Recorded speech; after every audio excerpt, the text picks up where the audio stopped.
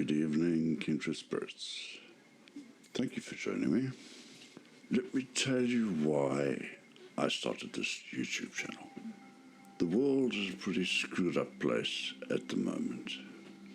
Everybody seems to be fighting, whether it's verbally, mentally, or even with guns. Everybody is out to get everybody else.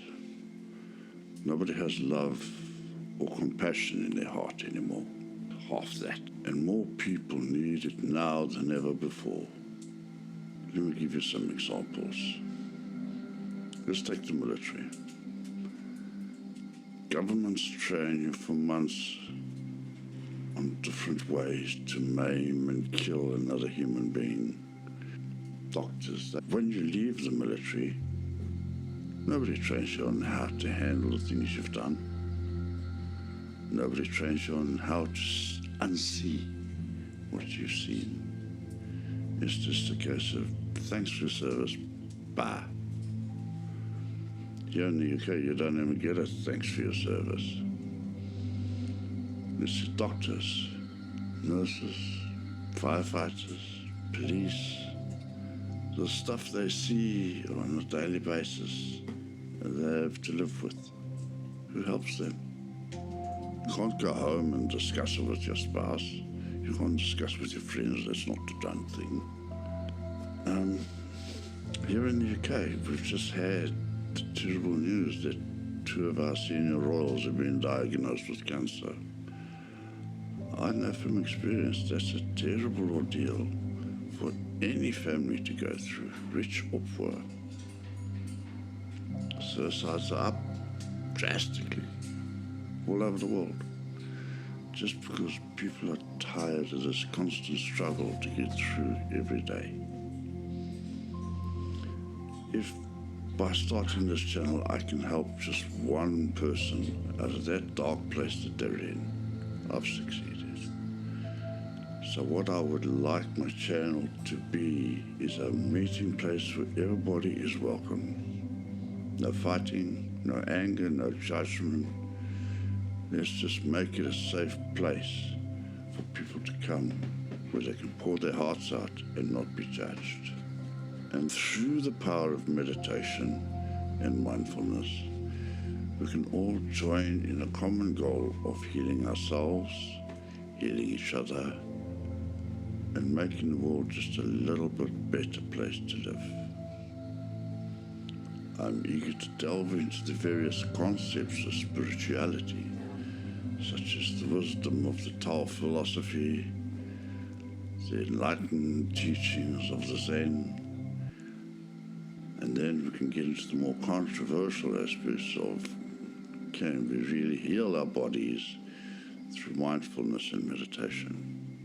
Through our discussions and explorations, we'll unravel the depths of these topics, arming ourselves with tools to navigate the complexities of life with renewed clarity and inner strength.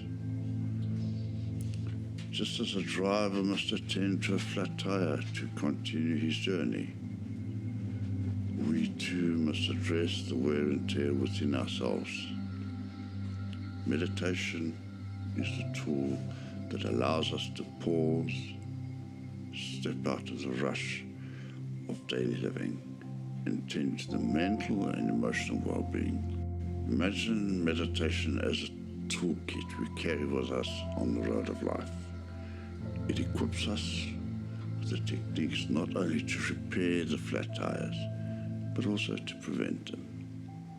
Through meditation, we learn to inflate our resilience, align our thoughts, and balance our emotions. It's a practice that doesn't just benefit us, it radiates positivity to those around us.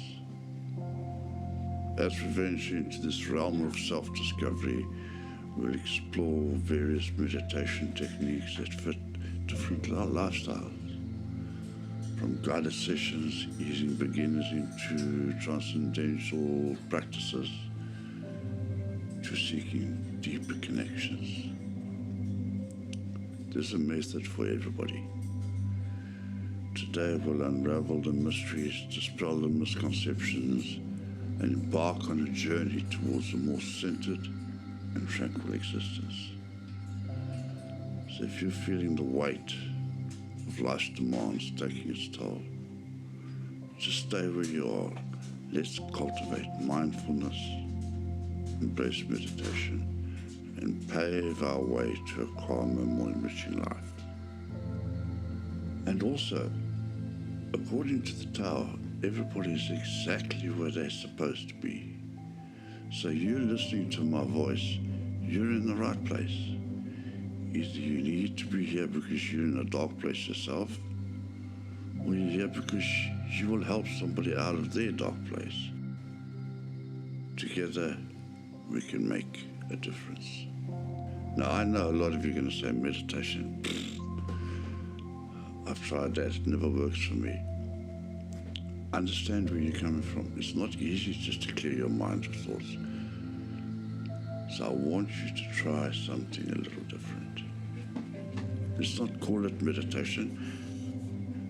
Let us approach it from a different perspective and call it story time. But before you can learn to meditate, you need to learn to relax. And like everything in life, that comes with practice. So for my first few videos are going to try and help you relax.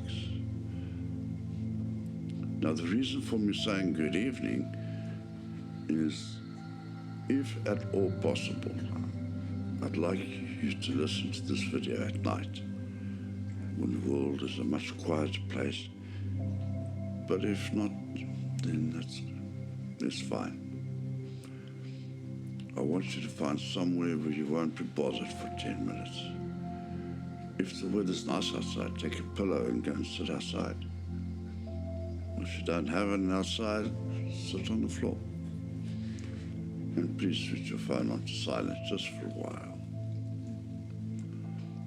Okay, let's get started. Sit with your back straight as you can. Close your eyes. Become aware of your breathing. Start taking deeper breaths and be aware of them. Close your eyes and just breathe nice and slow. Hear my words, but don't focus on them. Let them wash over you. As some of you can tell by my accent, I was born in Africa. So for my first story, I'm taking you deep into the African bush. Way back when it was still undiscovered. Back before the turn of the century. Now I want you to imagine we're all sat around a campfire. I want you to feel the warmth of the fire on your face. I want you to hear the sounds of the night crickets all around us. And the sound way off in the distance of a lion calling to his mate. In your mind, you look up and see the Milky Way, more vivid than you've ever seen before. The chatter around the fire dies down as the old storyteller starts telling us about the lady he met many, many years ago when he was just a boy. Her name was Mary Kingsley. She had always been captivated by the tales of ancient places and their mystical allure from her father. So when he passed, it was with a heart full of wonder she embarked on an adventure to explore the untouched corners of the continent to continue his legacy. Guided by his stories, she ventured deep into the savannah. Her father's tales etched a path for her, a path she now walked with unwavering intent. The sun painted the horizon with warm hues as she forged ahead, crossing wide rivers and tracing the contours of these ancient trails. Each day, Mary felt her connection with the land grow stronger. She studied the behaviors of the wildlife, learning from their harmonious existence with the environment. Her journal was filled with sketches of creatures she encountered: regal lions, graceful giraffe, and the elusive leopard that prowled in the shadows, ballads of light on the savannah. She immersed herself in the cultures, sharing stories around the evening campfires and partaking in the rhythms of their daily routines. The people she met welcomed her with open arms, recognizing her commitment to understanding their way of life. Mary's camp became a hub of learning and exchange, where she documented her observations and engaged in conversations that bridged cultural divides.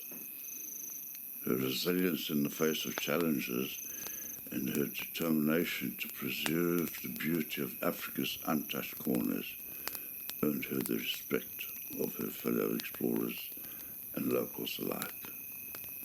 As she continued her journey, Mary Kingsley's legacy intertwined with the very fabric of the land she explored would become an inseparable part of the African tapestry, a testament to the unending quest for discovery and the unbreakable bond between humans and the wilderness. On one particular hot summer's night, they were all sitting around the campfire telling stories.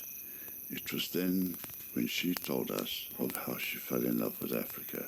The year was December 1894, and in just a few days she was due to depart back to England.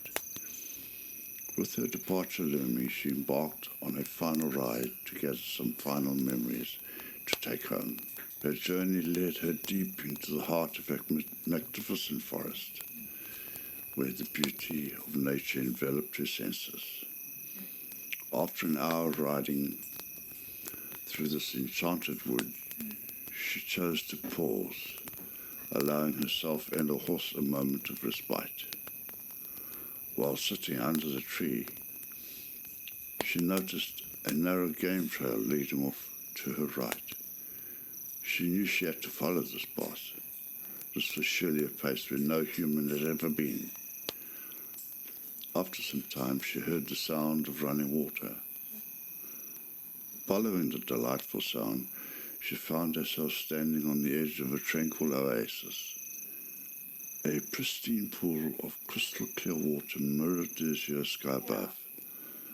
Surrounded by the lush, verdant vegetation that seemed to breathe in harmony with the land.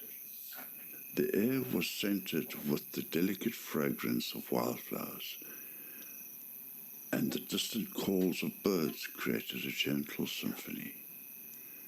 Mary felt an overwhelming sense of peace wash over her. The world beyond the oasis seemed to fade away, leaving only the present moment and the serene beauty that embraced her. Mary settled under the shade of a majestic baobab tree. Her fingers trailing through the soft grass under her feet, she closed her eyes and focused on her breath, mirroring the rhythm of the breeze that rustled the leaves above. Time seemed to stretch and to bend, allowing her to immerse herself fully in the tranquility of the oasis. As the sun began to descend, casting warm hues across the sky, Mary drifted into a state of complete relaxation.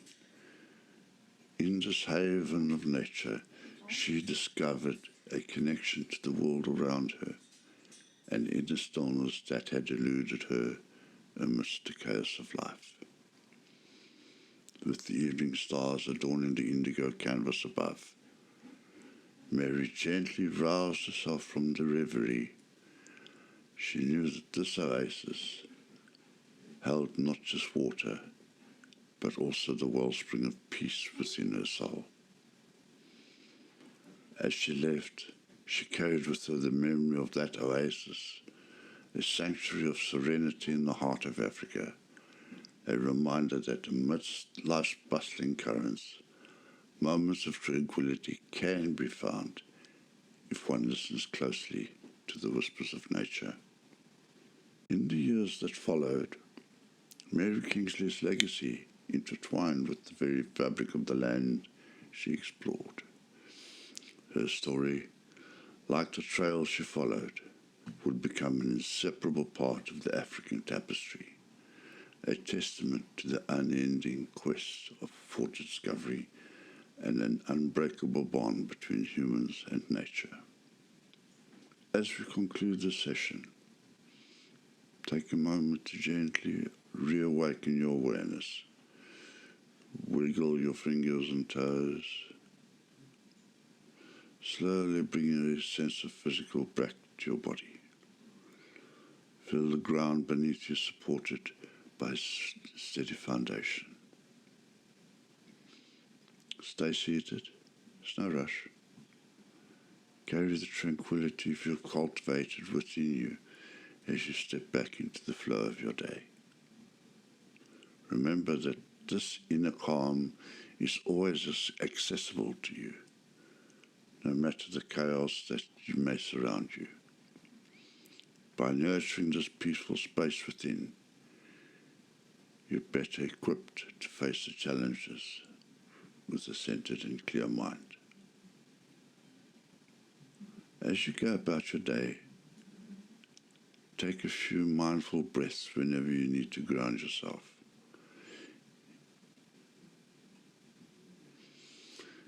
And if you found any benefit and have enjoyed your time with me, you're most welcome to come back and we'll do it all over again. Thank you for joining me. May you carry this sense of calm and presence with you, sharing its benefits with every step you take. Until next time, be well, find peace within, and may the evening unfold like a gentle poem. Good night.